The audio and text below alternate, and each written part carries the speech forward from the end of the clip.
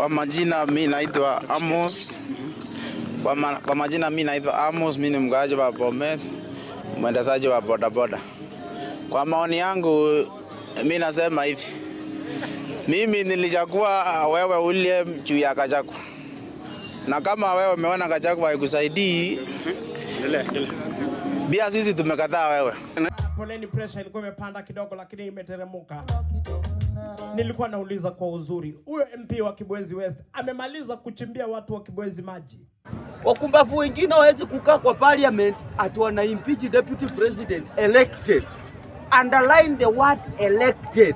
Of the bidding process, correct? Yes. As a result of non-responsiveness of all the bids, correct?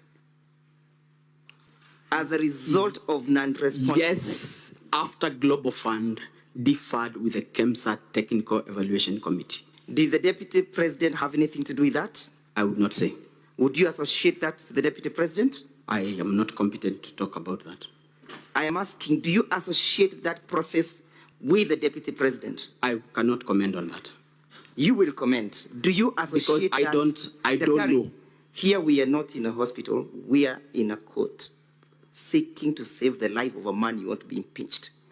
Do you associate that with the Deputy President? I am saying I don't know. What don't you know? Whether this has everything to do with the Deputy President. Because the bids were terminated by Global Fund as a result of irregular evaluation. Irregular evaluation of how many companies? Of 17. 17 companies. Yes. Thank you. Look at paragraphs 107 at page 22 222 once again. Yes? 107? It says it was further a testimony that the authority had struggled to maintain autonomy owing to undue interference from the Cabinet Secretary for Health. Whose authority? Whose testimony is this? I don't know. Read paragraph. Go to page 219. Page 219. Can you see where you have C submissions by Ms. Terry Ramathani? Yes. Therefore, these are statement correct? And I would not say whether they are correct or not. Read, Yeah, Mr. Witness. They are Terry Ramathani. So we understand who is now speaking at paragraph 17, correct? Yes. Read it then. It was further the testimony that the authority had struggled to maintain autonomy owing to undue interference from the Cabinet Secretary for Health. The authority had failed to maintain autonomy due to the interferences by? Yes, that is Terry's statement. Read it. By the Cabinet Secretary for Health. Have you seen any interference that indicates that the Deputy President of the Republic of Kenya interfered with the process? I have not from seen, the report? And I cannot own or disown. I'm asking. It's not my statement. Have you seen that statement speaking to the person of the Deputy President? It is not. Thank you. Not mine. And it speaks as to who was interfering with the processes, correct? That's not my statement. Read. But it's not mine. Yeah, I know it's not yours. That's so I cannot own a statement that is not mine. I have not asked you to own it. I've asked you a simple thing, to read the statement as indicated. Who was interfering with the processes and the autonomy of KEMSA? According to that statement. According to the statement, the Cabinet Secretary for Health. What is the name of that Cabinet Secretary? As at then? Not indicated. Let's proceed as I finish up. Let's go to page 226.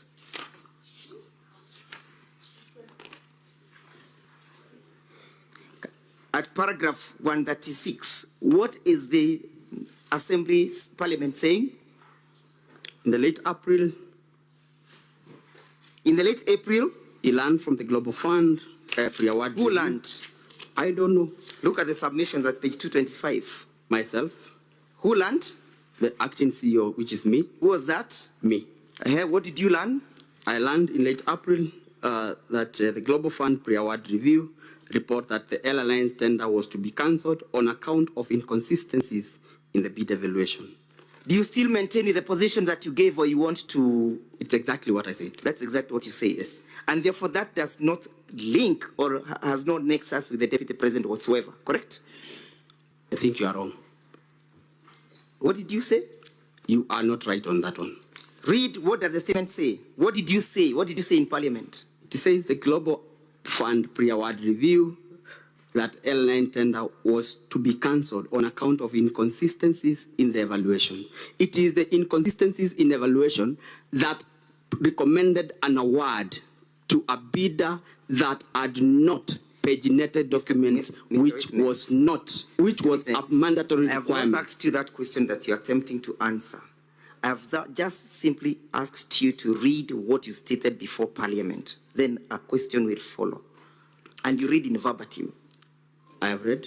Yes, read it again. I learned that the Global Fund pre-award review report that the airline tender was to be cancelled on account of inconsistencies in the bid evaluation. And what was the reason for the cancellation? Inconsistencies in evaluation. In evaluation? Yes. Who was evaluating that tender? Technical Evaluation Committee. Does the Deputy President sit in that tender committee for evaluation? He doesn't. Was he involved? Okay, let's look at paragraph 38. Yes? Again, what are you saying at paragraph 138? 138 says, he further maintains that the advisory to the PS, State Department of Public Health and Professional Study, on the alleged inconsistency in the technical specification neither passed through his office or the head of department for the strategic health programs, but was forwarded directly to the PS by one Dr. Omar, the head of malaria program. Mr. Witness, you are aware why we are here, yes?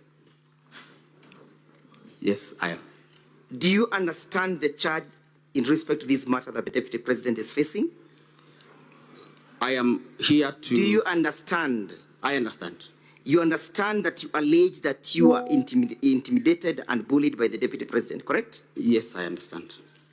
And that is contained in your evidence, correct? Yes. Why were you being bullied, if at all it ever happened? I want to believe... Not to believe. We are not dealing with beliefs here.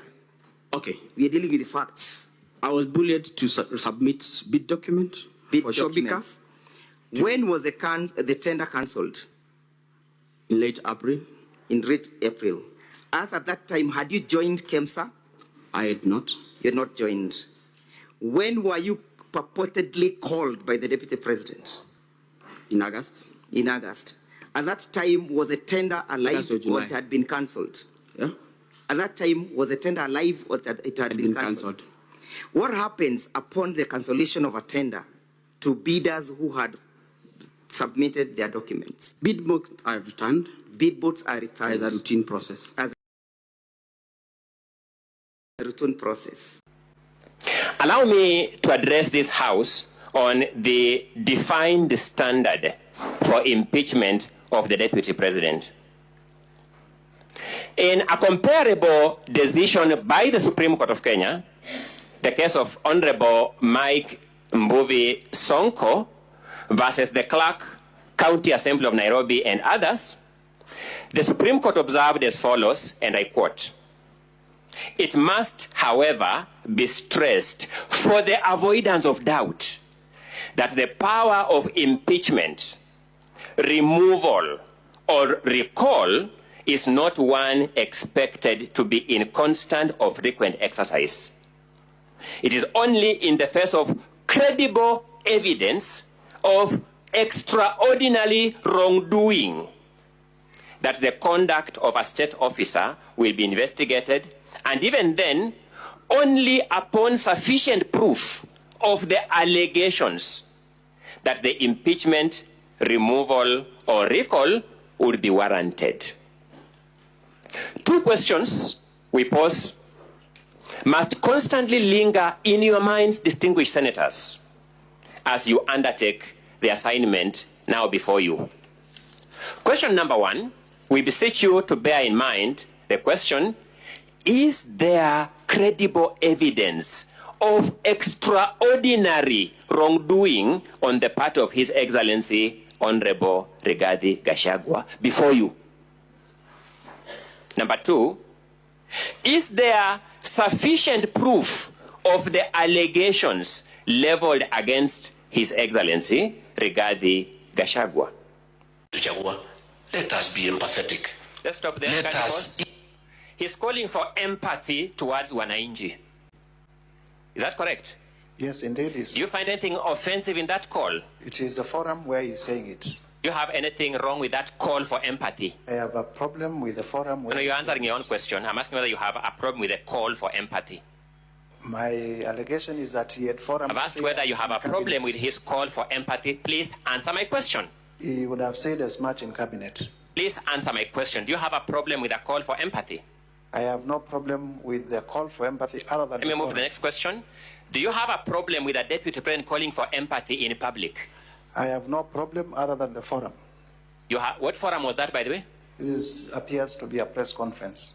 What law prohibits a deputy president from calling for empathy at a press conference? The law is that you raise all those issues in cabinet. Which law prohibits a deputy president from calling for empathy at a press conference? There is no law that prohibits a deputy... Thank you so much. Let's make progress with the playing of the video. If people must move, let there be an engagement. Thank you so much. What is wrong with that statement? If people must move, let there be an engagement. What is wrong with it?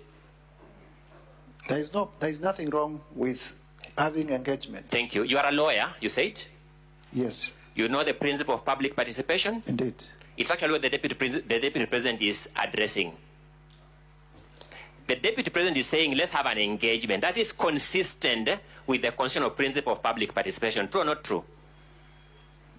Well, that's you saying so. The deputy president is saying, let's have an engagement. Is that consistent with or inconsistent with the constitutional principle of public participation? Engagement and public participation may mean different things at different levels. The deputy president is saying, let us have an engagement. I'm asking whether that is consistent with or inconsistent with the principle of public participation. Again, as I said, we would imagine before a policy goes to cabinet, it has also been taken through public participation.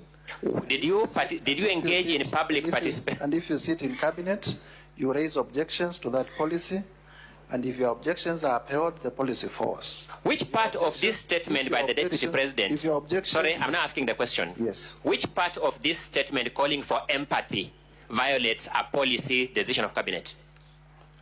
We have the affidavit of Mercy Wanjau that clearly shows that the cabinet adopted a position on that. Did the cabinet adopt a resolution for unempathetic evictions? The deputy president was in cabinet. He is the one who better placed to tell us. You are the move of this motion, and we are testing the deputy president's statements against your allegation. Indeed. Did cabinet adopt a resolution for unempathetic evictions? The cabinet adopted a resolution. Did the cabinet adopt a resolution for unempathetic evictions? Yes or no? A resolution for empathetic evictions. And the DP here is calling for empathetic evictions from what we have heard. True or not true? True. So that is consistent with the cabinet resolution. True or not true? Semantics. So Speaker, has my question been answered from your understanding? I don't think it's been answered. Order, honorable senators. You note how the witness is answering the questions and make your judgment. Let's make progress. Let's make progress.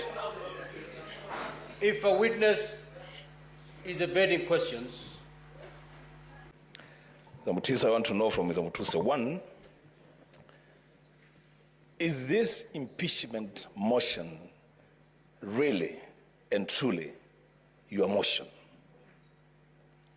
I ask that question, Mr. Speaker, because on all accounts, the witness is unable to prove anything. Is this your motion, or are you called to just sign a motion, then to come and defend it here? His Excellency the Deputy President, if you may will, you may sit, and when taking the plea, you may stand. Mr. Speaker, let me stand. Poleni, pressure ilikuwa imepanda kidogo lakini imeteremuka. Nilikuwa nauliza kwa uzuri. Huyo MP wa Kibwezi West amemaliza kuchimbia watu wa Kibwezi maji. Amemaliza kujenga mashule zote za Kibwezi. No enzite silanga ku barabara zote za Kibwezi ndio aende kupitisha motion ya ku impeach Kasakwa. Nekoli aende tukabudwa ngimende akamba. Yo ni upuzi bwana. Let us call out such people.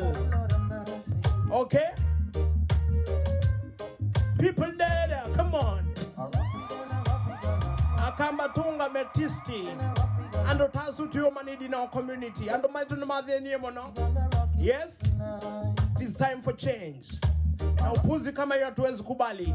Watu wetu wanateseka, mtu anaenda bunge, yani tumemtuma aende akatutafutie maji, akatutengenezee barabara. Tumemtuma mashule zetu zikuwe fiti. Mimi nimekaa hapo Ukambani, one good year, I can tell you for free, huku kwetu manze bado tuko behind.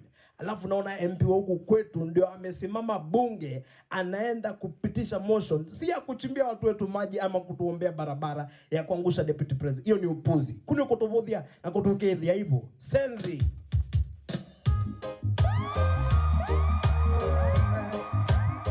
Hiyo ni kutuweka aibu sisi kama community. We cannot allow such. Mimi niko mstari ya mbele.